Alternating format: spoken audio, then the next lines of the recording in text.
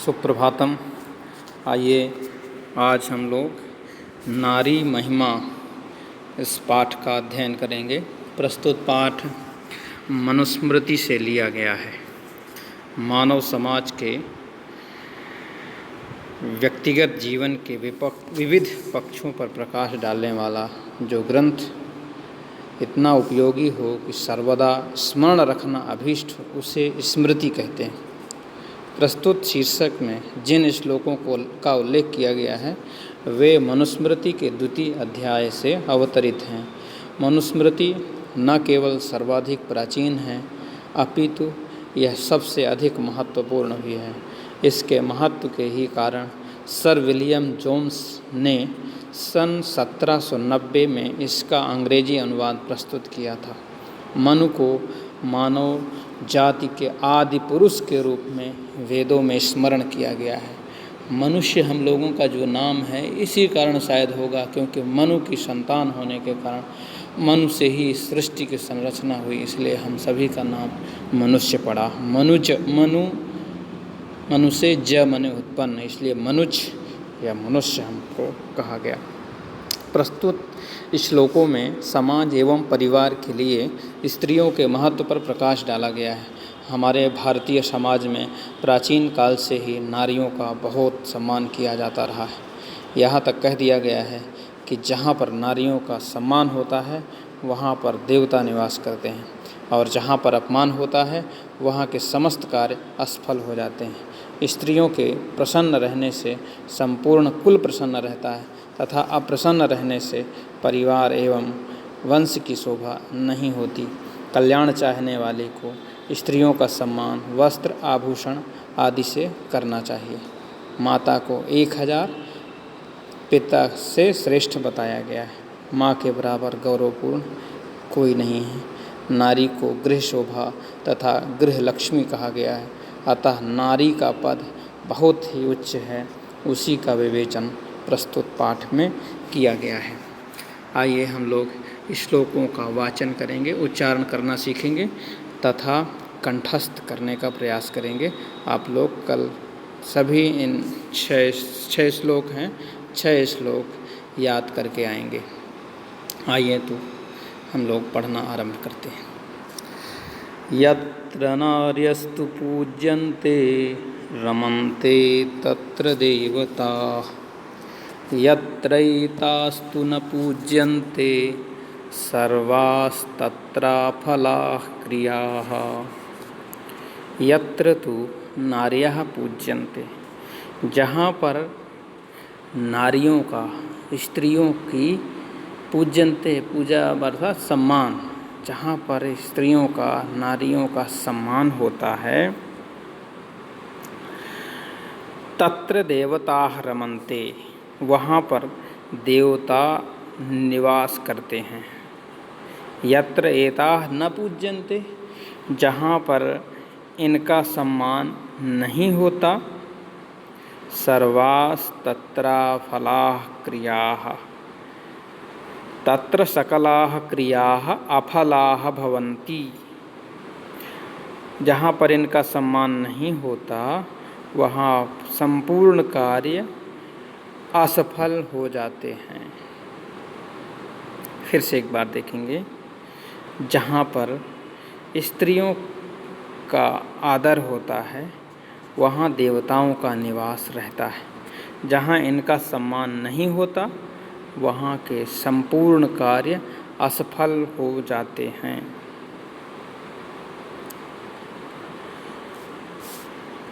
दूसरा श्लोक देखें। स्त्रियां तु रोचमानायां सर्वं तद्रोचते कुलं, तस्यां त्वरोचमानायां सर्वमेव न रोचते।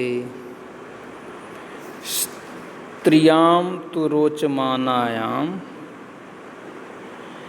स्त्रियों के रोचमानायां प्रसन्न रहने पर तत्सर्वं कुलं रोचते, वह संपूर्ण कुल प्रसन्न रहता है, सुखी रहता है।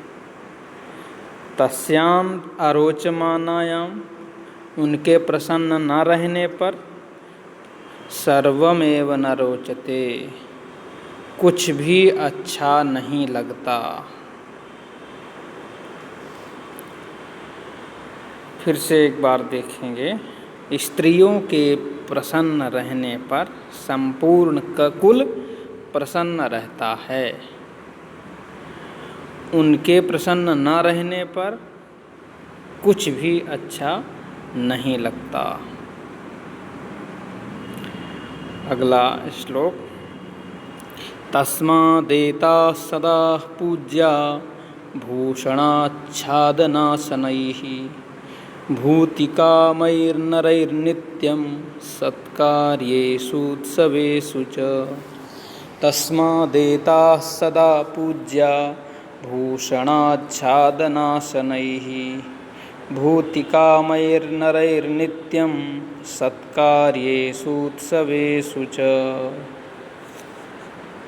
तस्मात्, इसलिए, भूतिकामैः नरैः, कल्याण चाहने वाले व्यक्ति को, सत्कार्येषु, उत्सवों, अच्छे कार्यों में, उत्सवेषु, उत्सवों में, नित्यम एताः, हमेशा, इन महिलाओं का, स्त्रियों का, भूषणैः, आभूषणों से,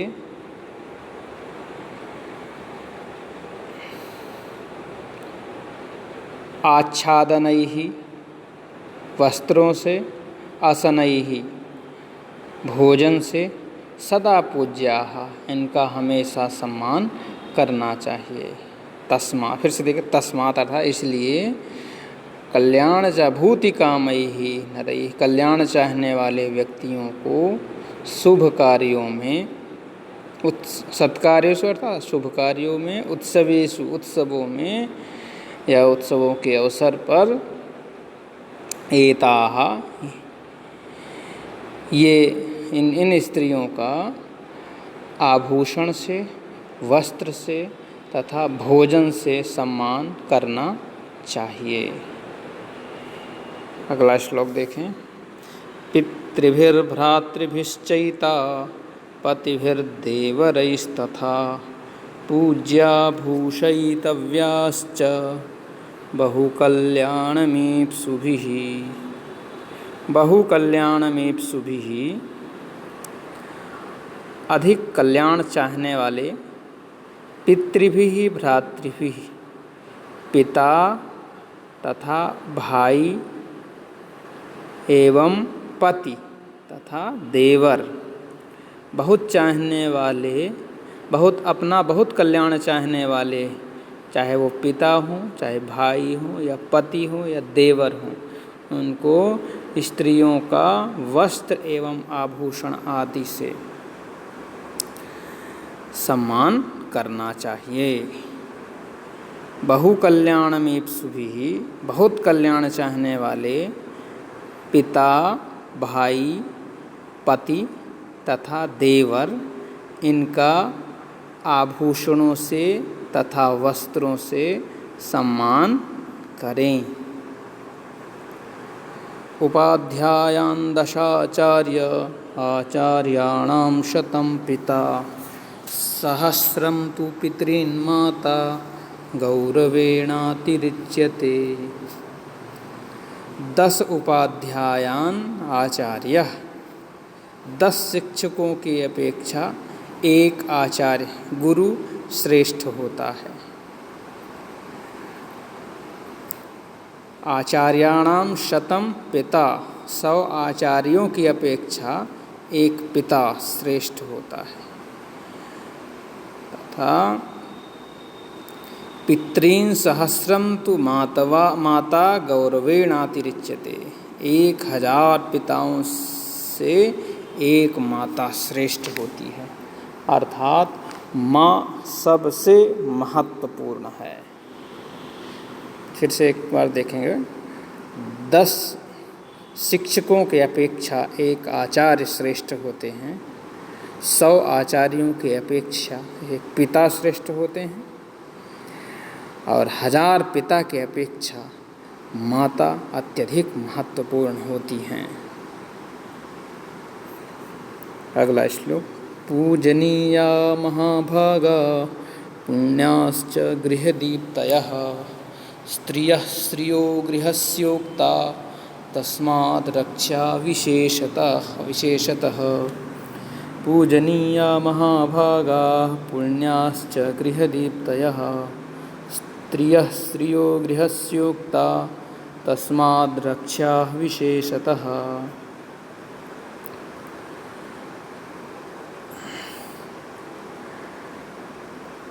पूजनीया महाभागाः पुण्याश्च गृहदीप्तयः स्त्रियः गृहस्य श्रियः उक्ताः।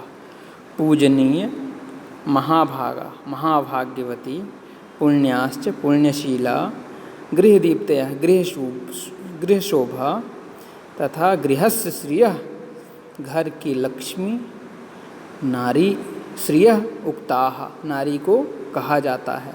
तस्माद् विशेषतः रक्षाः इसलिए इनकी विशेष रूप से रक्षा करनी चाहिए। फिर से एक बार देखेंगे। पूजनीय भाग्यशालिनी पुण्यशीला पवित्र घर की शोभा और गृह लक्ष्मी नारी को कहा जाता है, इसलिए इनकी विशेष रूप से रक्षा करनी चाहिए। 6 श्लोक हैं इस पाठ में। हम लोगों ने सारे श्लोकों का अध्ययन किया। आप लोग कल प्रयास करेंगे कि ये श्लोक याद हो जाएं।